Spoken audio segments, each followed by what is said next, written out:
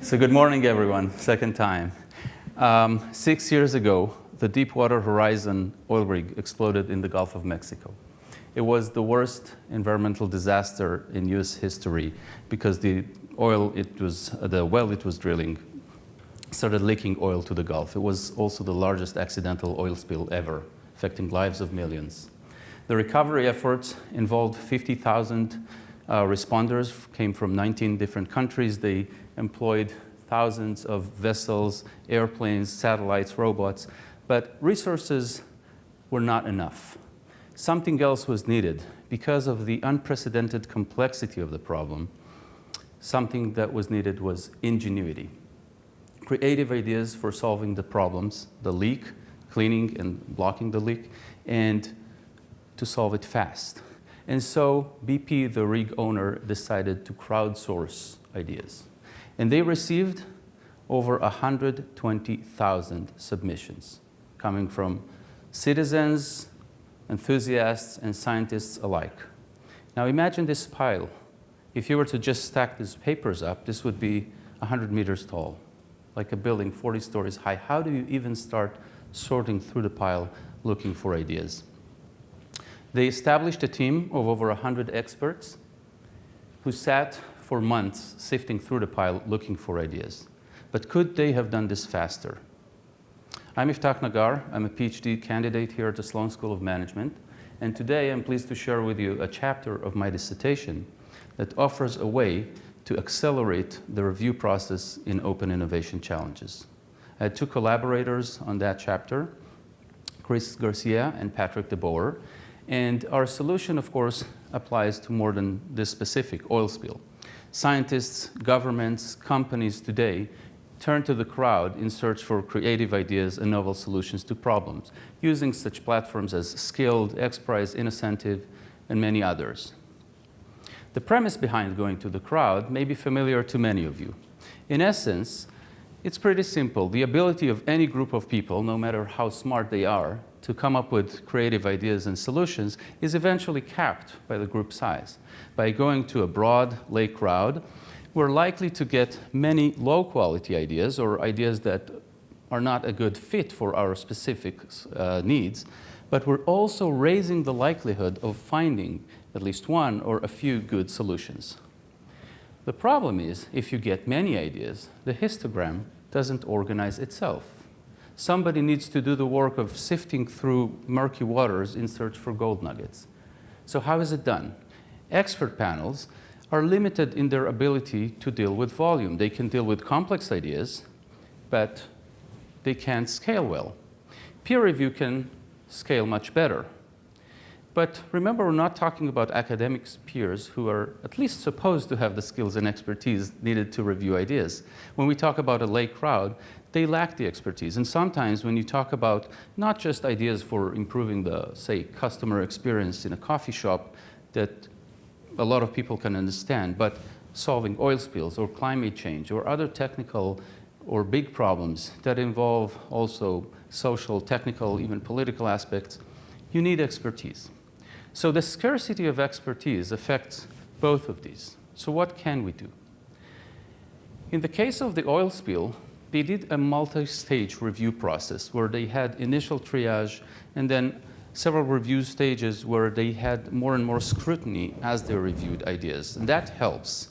And this is done also in some other systems, and sometimes there can be even a division of labor where the initial triage state can be performed by semi-experts or non-experts. So I thought maybe we can extend this division of labor one step further. The insight I had was pretty simple, really. Maybe we can use the long tail to solve the long tail. And what I mean by that is that the long tail is not only about quantity. It's also about a big gap in quality between the head and the tail. Even if this gap is big, then it should be pretty easy to distinguish high quality from low quality submissions. Perhaps so simple that we can come up with some simple rules or cues and automate this. Like gold seekers have a sluice, a device, a machine that can filter the gravel, throw away the tail, and leave the head for expert reviews.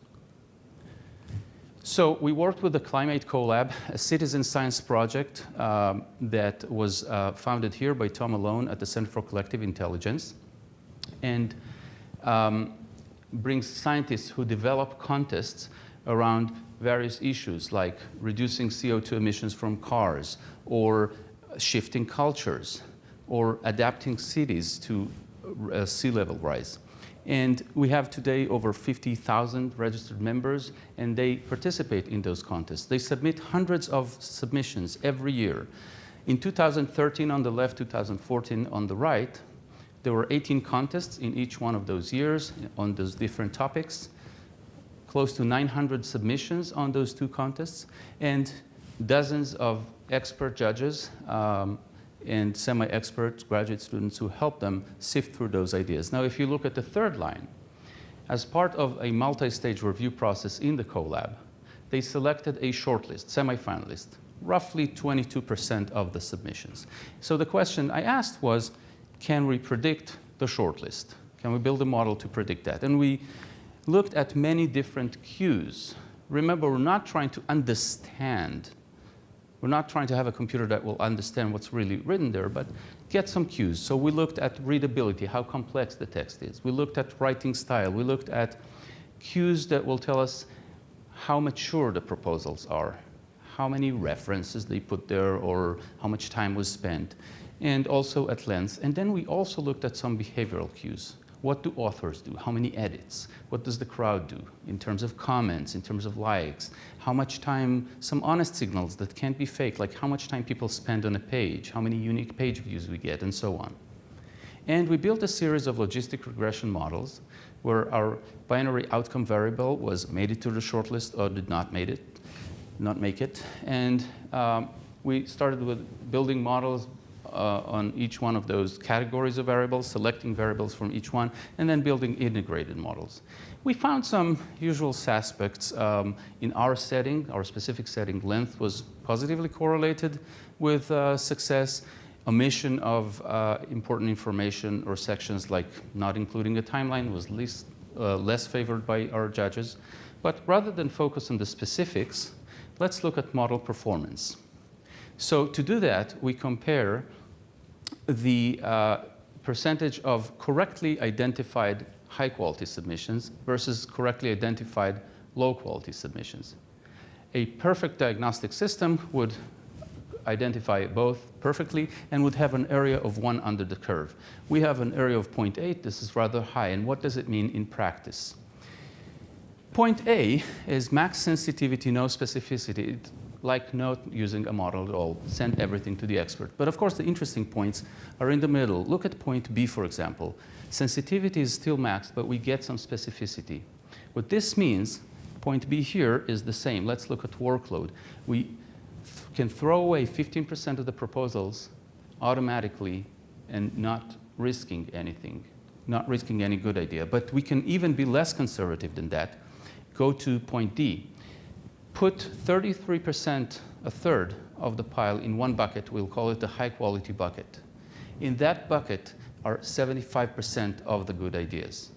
So we can give that to the experts. They can start working on that. Then we put semi-experts, a smaller team, to just quickly sift through the 2/3 pile and find those good solutions that we threw away by mistake, put them back in the original pile.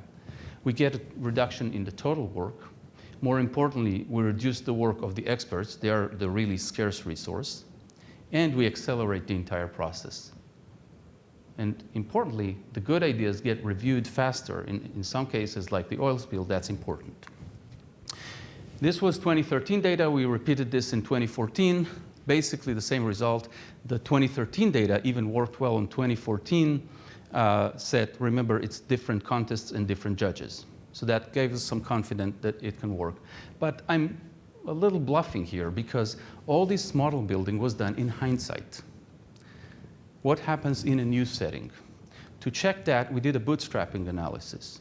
We take smaller and smaller sets, and we try to build a model and see what's the predictive power in the model. And we see that we can go even as low as 10 or 5%, and still, so the judges in a new setting will rate 5 or 10% of the proposals. We'll build a model based on that, and it will still have a high predictive power. On each one of these steps, we did 2,000 iterations with random selection of data to make sure that it's working. So we are coming near an end, and so let me quickly tell you what happened in the BP case, because you're probably wondering. So they marked several hundred ideas out of the 120,000 as deserving thorough review. They field tested some of them, and they ended up implementing 45 ideas that, some of them at least, they would not have had otherwise. One of them, Big Gulp, a skimmer that was offered by a shipyard owner from Louisiana, was so good, as you can read here, that they ended up ordering 8. It's a nice ending, but of course it took them time to get to that. So could they have done this faster? With our approach that was developed on real data from a large system, 36 different contests, we demonstrate that, yes, we can build an automatic tool that will help them save work and accelerate the open innovation process. I'd like to leave you with one last thought before I end. First, I'd like to thank my collaborators again and our sponsors and some colleagues, specifically Tom Malone, Rob Laubacher, and Laura Fisher at the Climate Collab, and just leave you with one last thought, which is that as we're trying to address ever larger problems, crowdsourced innovation has proved to be a useful way, but we really need to think of the review processes and improve them. Today, we demonstrate one first step, and this is one important aspect of increasing our ability to solve complex problems. Thank you.